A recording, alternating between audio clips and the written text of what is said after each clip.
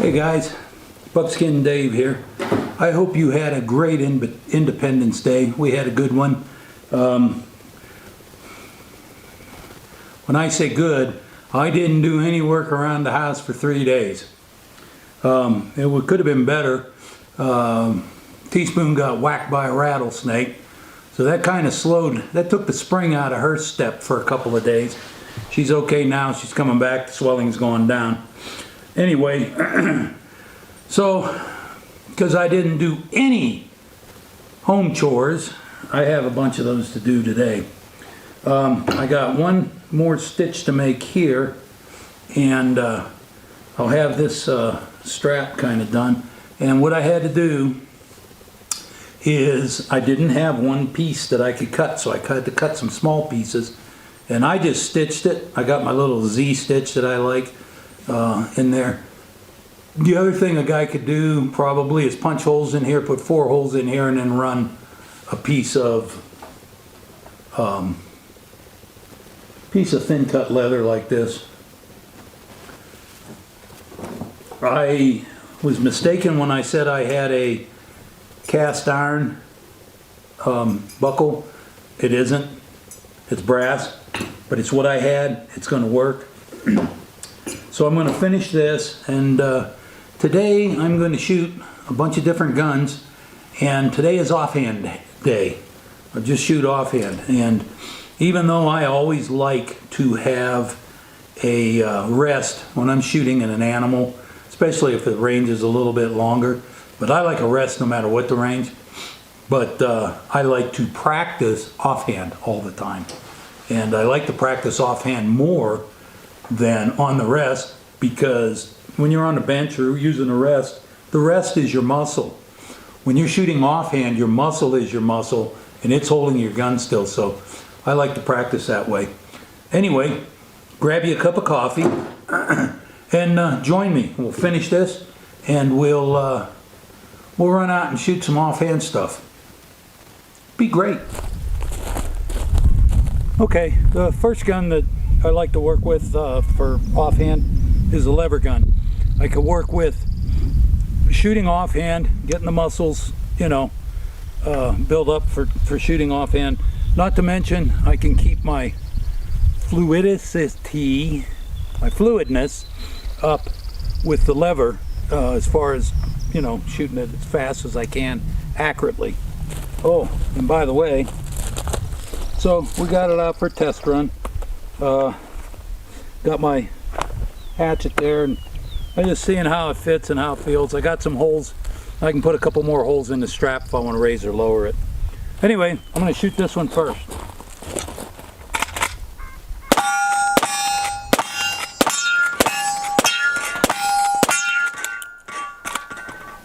Nice.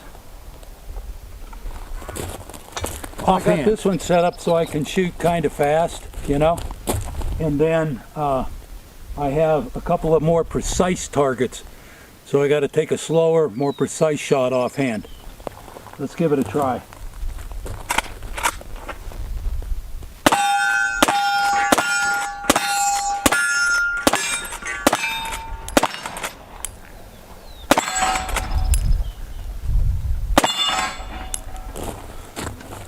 Anyway, a couple of more of these lever gun ones, and then we'll move on to a different gun.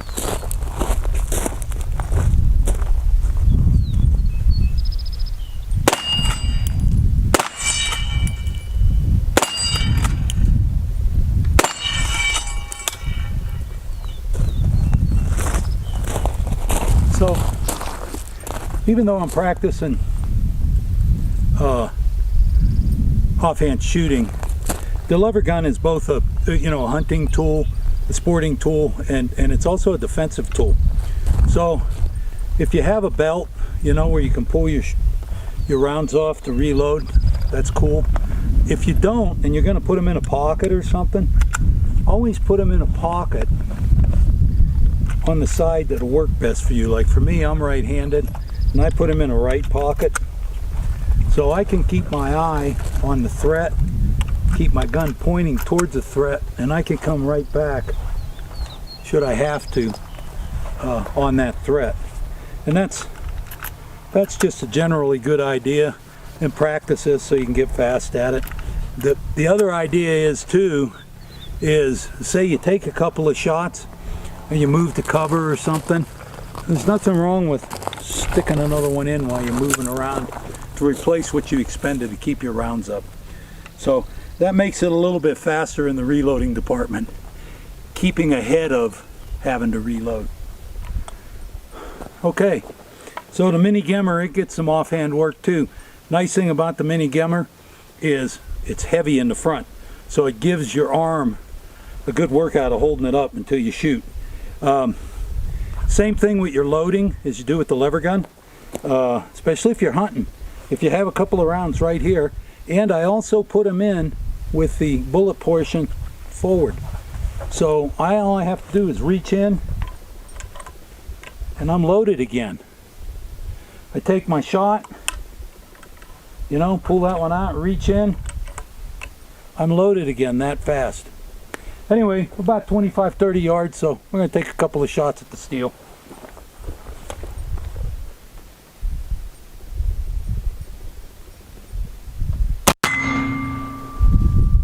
All right. Again, pull it open. You're hunting.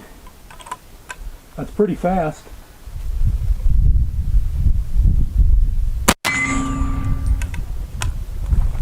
Could even let gravity help you.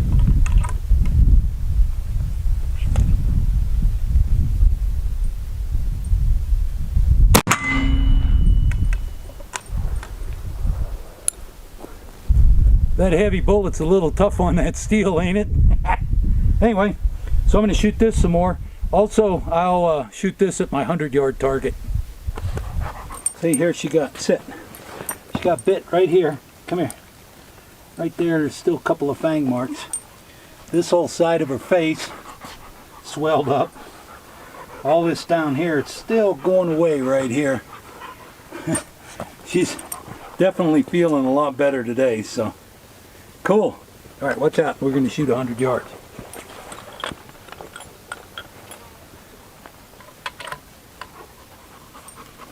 All right, let's see how we're going to do today.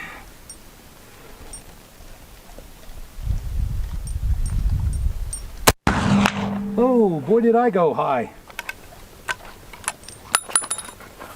Try another.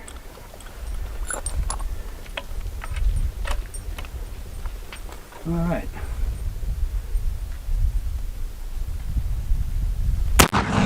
There we go. That's better. Guess I need a little practice on that. All right, let's go to something else. So anyway, it's what, July 6th? What is today? 4th, 5th? Yeah, today's the 6th. So anyway, August 1st opens our hunting season for elk here, for the depredation hunt. And I usually partake in the depredation hunt. I try to wait till the end of August, but anyway, that's all beside the point. I need to start shooting my guns and have them all ready. So we had the almost gemmer. Let's try the gemmer at 100 yards and see where we got.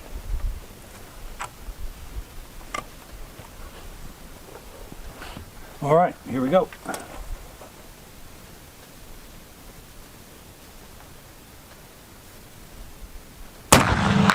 Nice. By the way, guys, that was first try. Let me shoot a few more. So anyway, most of the offhand matches are about 25 yards. So that's what I do a lot of my offhand shooting at. And a lot of them are paper targets with animals, or they're just regular paper targets. So we're going to shoot it with our 58 and see how she comes out, and see if we can get a group on that squirrel.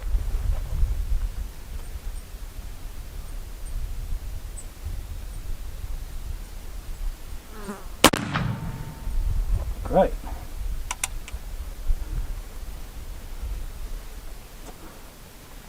Okay, so I got pretty much right in the center, up and down, and I'm just like a half inch to the right. let's fire another one. So anyway, I really like these offhand matches, and that target has a couple circles there. That the one thing about offhand matches is most of the time they will be scored. I mean, I shoot them at steel and stuff. I shoot offhand at anything, but most of the time it'll be scored. It might be a regular target with 10, 9, 8, you know, rings in it, and it'll be scored, or it'll be an animal target and it'll have score rings on it. So you gotta, the shot that I made would have been a great shot on an animal, but it was about that far to the right of the score ring.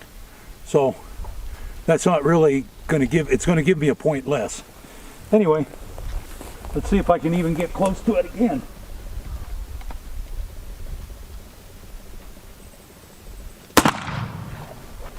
Okay, it looks like I put that one group wise, it's right on top of the other one, but it's on top of it a little bit to the right, which takes it even further away from the score ring. So up and down I got my good. Left and right I got to go a little bit to the left. So let's load up and shoot it again. Alright, I'm going for shot number 3. And again, I am practicing my offhand shooting. So for me to touch 2 balls at 30, 25, 30 yards, that's just right.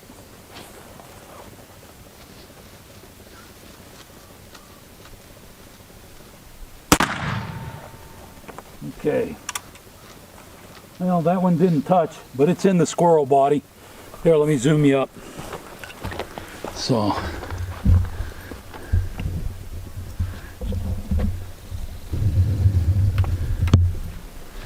there you could see as soon as it focuses. So I'm going to keep shooting.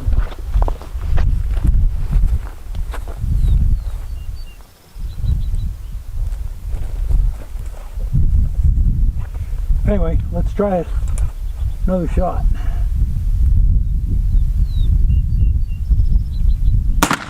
Okay, I'm going to take another shot offhand. It's I'm getting a pretty good group there. It's getting kind of windy, which makes it hard to hold the rifle steady. At this range, the wind doesn't affect the ball, but it affects the front of the rifle. So I'm going to unload this last shot and go back into the shot.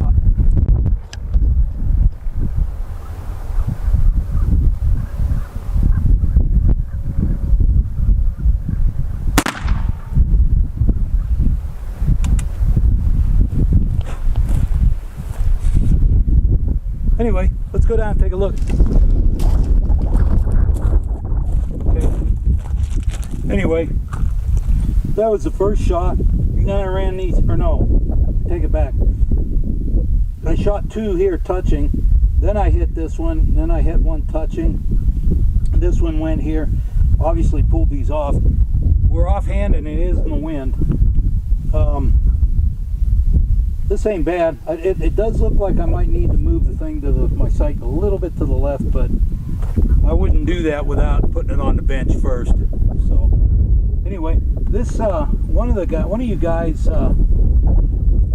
we know this doesn't stop balls, and it didn't stop any of these balls. It just blew them back. Anyhow, somebody mentioned it makes a good place to staple your targets to, and I agree, it does. It's perfect.